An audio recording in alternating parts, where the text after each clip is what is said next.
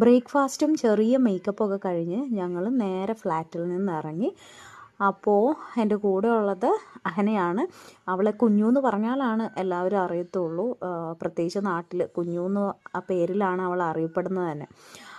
അങ്ങനെ ഇവളുടെ കൂടെ പള്ളി പോകാൻ തന്നെ കാരണം എന്താണെന്ന് വെച്ചിട്ടുണ്ടെങ്കിൽ ഇവൾക്ക് നന്നായിട്ട് വഴി അറിയാം. ഇവൾ എല്ലാ സൺഡേയിലും ആ പള്ളി പോകുന്നതാണ് എന്നുള്ളൊരു ഉറപ്പിന്മേലാണ് ഞാൻ ഇവളുടെ കൂടെ നടന്ന് പള്ളി പോകാമെന്നൊക്കെ വിചാരിച്ചത്.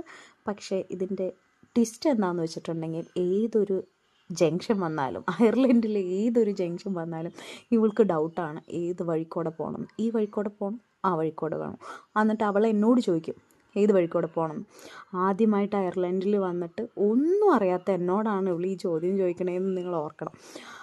അത് പോരാഞ്ഞിട്ട് അവിടെ കണ്ട മരത്തുള്ളിയും ചെടിയുടെയൊക്കെ ഇലയൊക്കെ പറിച്ച് എൻ്റെ മുടിയിലിടുന്നതായിരുന്നു അടുത്ത വിനോദം എന്ന് പറയുന്നത്.